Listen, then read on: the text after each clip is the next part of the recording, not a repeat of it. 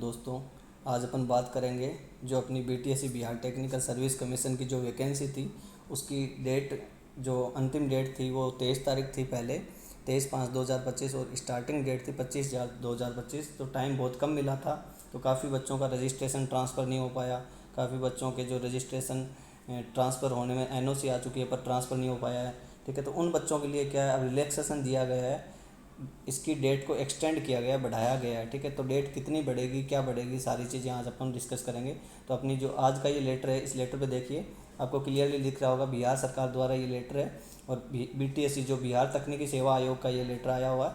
आवश्यक सूचना में क्या बताया गया है, स्वास्थ्य विभाग बिहार पटना के अंतर्गत स्टाफ नर्स की कुल वैकेंसी 11,389 पद, 11,389 पदों पर जो वैकेंसी थी वो बताई गई है कि नियुक्त दिनांक 25/4/2025 से लेकर 23/5/2025, ये जो डेट दी गई है ये पहले की डेट है, जो फर्स्ट टाइम वैकेंसी आई थी उस समय की डेट है, तक ऑनलाइन आवेदन करने की निर्धारित तिथि रखी गई थी। डेट जो निर्धारित थी वो कौन सी थी, 25/4 से लेकर 23/5 तक। ठीक है, अब उसके बाद में क्या चेंजेज आए हैं कि स्वास्थ्य विभाग बिहार पटना ने दिनांक 13/5/2025 से प्राप्त परामर्श समादेश याचिका, किसी ने याचिका दारिज की थी पटना हाई कोर्ट में, किसमें, पटना हाई कोर्ट में किसी ने याचिका दारिज की थी, जिसमें नामित नाम में जो नाम आया वो आया रिंकू कुमारी का। रिंकू कुमारी नाम की कोई लड़की है उसने, और कुछ बिना नाम के लोग हैं जिन्होंने अपना नाम नहीं बताया, उन्होंने भी क्या किया है, याचिका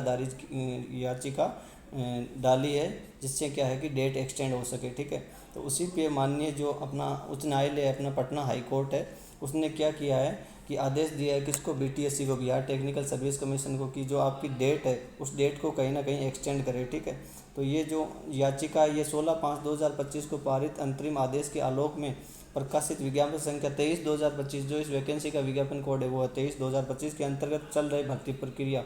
जो 23/2025 जो कोड है ये किसका कोड है, ये कोड अपना है, इसका जो भर्ती प्रक्रिया का कोड है, इस कोड के अंतर्गत जो भी अपनी वैकेंसी है, इस वैकेंसी का डेट को एक्सटेंड करने के लिए कोर्ट ने आदेश दिया है कि इसके अंतर्गत आने वाली जो भी वैकेंसी है इसकी डेट एक्सटेंड की जाए।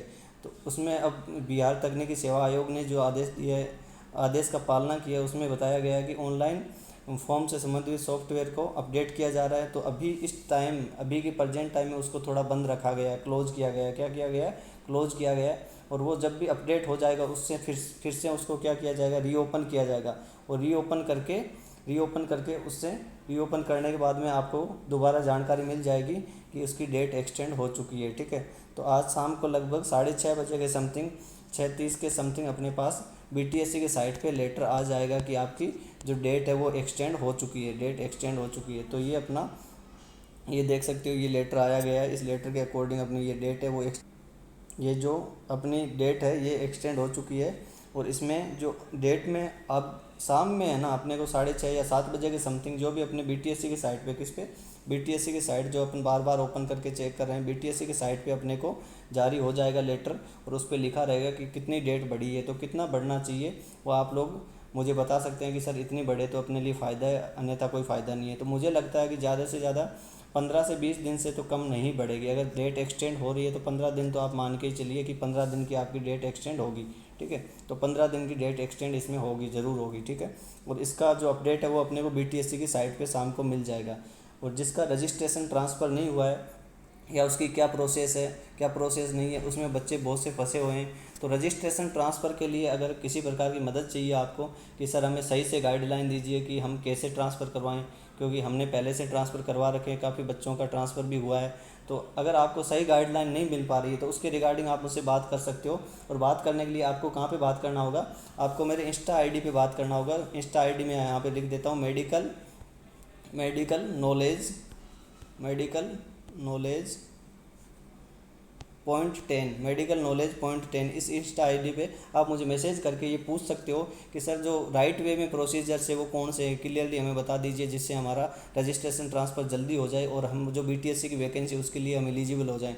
तो बीटीएससी की वैकेंसी के लिए आप एलिजिबल हो सकते हो, बिल्कुल हो सकते हो। ठीक है, तो ये जो राइट वे में आपकी प्रोसेस है वो मैं आपको बता दूंगा कि आपको सबसे पहले क्या करना है, एनओसी कैसे जाएगी, एनओसी को वापस आपको कैसे लेना है, एनओसी को जमा कहाँ करवाना है, जमा करवाने के बाद रजिस्ट्रेशन अपलोड कैसे होगा, अपलोड होने के बाद डाउनलोड कैसे करना है, ये चीज़ें मैं आपको सारी बता सकता हूँ। तो आप मुझे मैसेज करके पता कर सकते हैं कि सर ये प्रोसीजर हमारा हो गया, इतना काम हमारा पेंडिंग चल रहा है, अब हमारा ये काम कैसे होगा, तो मैं आप में उसकी ज़रूर हेल्प करूँगा, ठीक है। बाकी इस वैकेंसी की जो डेट है वो डेट क्या हो चुकी है, एक्सटेंड हो चुकी है, बिल्कुल हो चुकी है।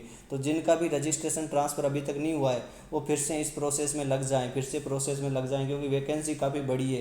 13,000 पोस्ट बहुत ज़्यादा होती है, सॉरी 12,000 पोस्ट के समथिंग इसकी पोस्ट है, बहुत ज़्यादा पोस्ट है, ठीक है।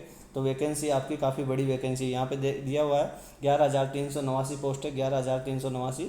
तो इसमें रजिस्ट्रेशन चेंज करवा लीजिए सभी लोग, और रजिस्ट्रेशन चेंज करवा के अपना जो सीट है वो सुनिश्चित कीजिए, ठीक है। थैंक यू, धन्यवाद।